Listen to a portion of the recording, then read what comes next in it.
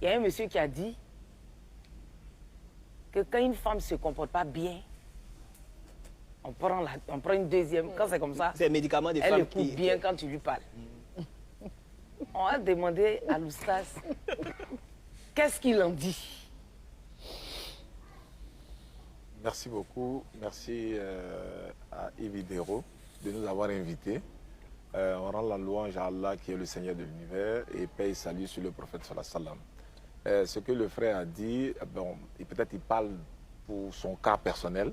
Sinon, l'islam ne dit pas... Je peux même dire, le Coran est le livre même qui recommande de prendre une seule femme. Très bien. Pourquoi? Parce que Allah il dit, si vous craignez d'être juste, Allah parle de justice et non de les aimer de la même manière. Donc si vous craignez d'être juste entre les femmes, il vous est permis, c'est-à-dire si vous craignez d'être juste avec les orphelines, voilà, parce que le contexte c'est les orphelines, prenez une seule, 2, 3 ou 4 femmes. Mais Allah commence par 2 femmes. Parce qu'une femme, déjà, c'est obligatoire pour l'homme qui remplit les critères. Donc Allah dit 2, 3 ou 4 femmes. Mais si tu crains d'être juste, alors une seule. De ne pas être juste. Voilà. Tu vois? Donc si tu crains. Donc la justice ici, c'est quoi? C'est pas parce que une femme, tu as 2 femmes, il y a une à laquelle tu vas acheter une voiture de marque que je ne citerai pas. Tu achètes la même chose pour la deuxième épouse. Donc ça, c'est la justice. Mais il se trouve aussi souvent qu'une femme peut avoir 2 enfants, alors que l'autre n'a pas d'enfants. Si tu dois, par exemple, donner de l'argent à l'une d'elles ou aux 2 femmes pour la fête, par exemple, tu peux donner 200 000 à celle qui a 2 enfants et puis 100 000 à l'autre. C'est la justice. Parce que à cause, n'est-ce pas, de ses enfants. Donc le Coran ne dit pas, il ne nous oblige pas, c'est une proposition. Si tu peux, tu le fais. Mais tu ne peux pas être dans chambre salon et puis tu vas prendre 2 femmes. Ou bien d'entrer coucher, tu vas aller prendre 2 femmes. Allah dit encore pour ne pas augmenter votre charge familiale. Donc c'est un peu ça. Donc, dans le Coran, il est dit que c'est une proposition. Effectivement. Ce n'est pas une obligation. C'est pas une obligation. Très bien. C'est conditionnel. Juste pour enchérir par rapport à ce qui... Est-ce que cette ambiguïté-là, parce que cette proposition, de la manière où vous la formulez, il y a beaucoup de gens qui sont pauvres, peut-être entre guillemets, qui ne... Moins nantis, je dirais. Moins nantis, voilà, qui ne perçoivent pas cette nuance-là que vous avez fait.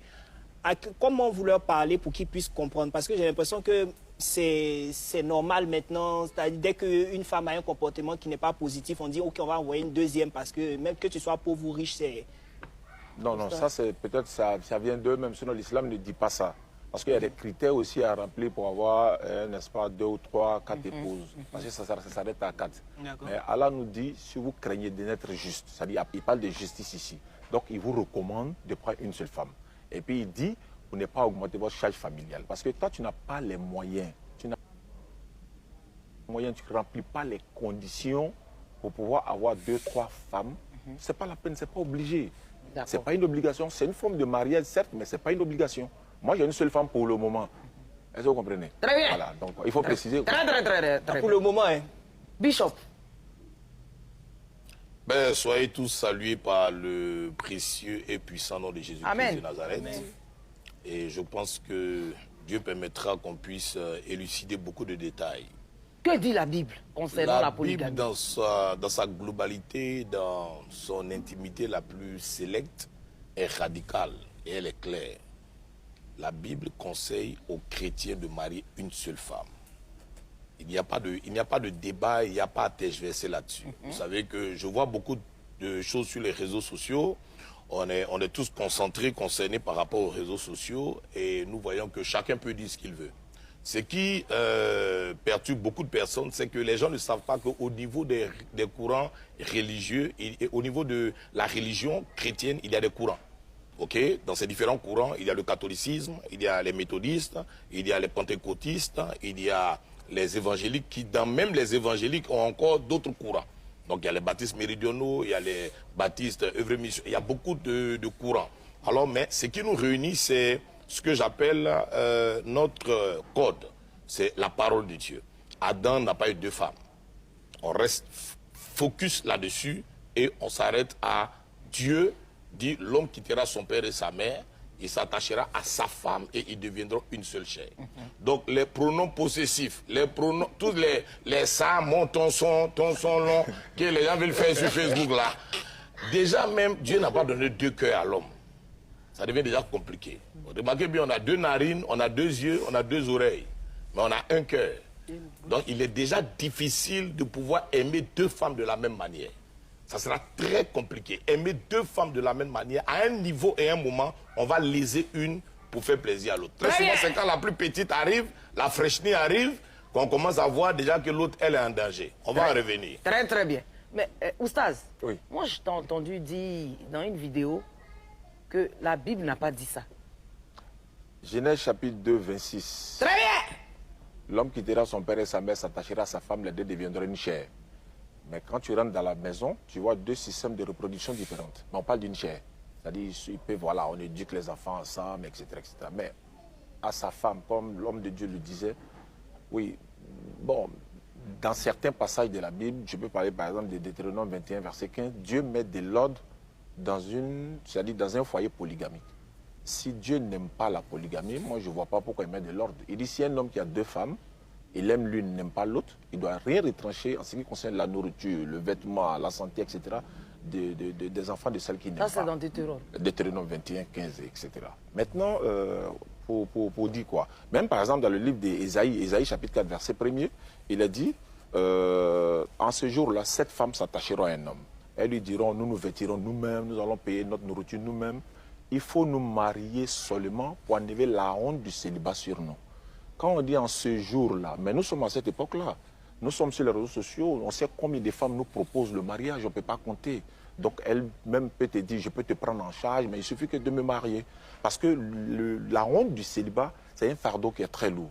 Bon, tu peux être une première dame, tu peux être, voilà, tu peux avoir la cote qu'il faut, mais quand on voit que tu n'es pas marié, c'est un peu compliqué. Et la femme, surtout certaines femmes, elles préfèrent être kisa que d'être polygame, c'est-à-dire d'accepter la polygamie. Elle préfère que son mari ait des copines dehors, mais elle ne veut pas qu'il légalise ces copinages-là. Alors que devant Dieu, il faut légaliser. Donc voilà. Donc on peut renchérir. Père. Puisqu'il est parti sur la Bible. Oui, est-ce que ce qu'il a dit là, vraiment, ça est dans la Bible? Vous savez, lorsque nous parlons de la Bible, nous parlons des dispensations. Hein? Voilà, on a une émission où on veut éclairer un peu la lanterne parce que c'est plusieurs courants qui nous suivent et qui nous écoutent. Quand on parle en ce jour-là, les femmes diront aux hommes, on veut porter ton nom. Il faut déjà comprendre que l'homme doit savoir qu'on a des valeurs. Le problème n'est pas qu'on lise tel et tel texte pour le contextualiser et déclarer qu'il s'attache à moi. Donc, plusieurs femmes ont décidé d'être fans de moi. Donc, je suis directement apte par rapport au livre d'Ésaïe. Déjà, nous, les chrétiens, nous ne sommes plus sous l'Ancien Testament. L'islam est connecté beaucoup en débat à l'Ancien Testament. Parce qu'on sait tous que c'est le Coran, l'Ancien Testament, les livres deutérono-canoniques sont pratiquement pareils. Mais quand on va aller dans Matthieu chapitre 19, Jésus a eu un jour à dire clairement, les décisions que vous êtes en train de prendre, le Seigneur Jésus, celui que nous suivons maintenant, la dispensation de la grâce, dit, ceci n'était pas comme ça au commencement.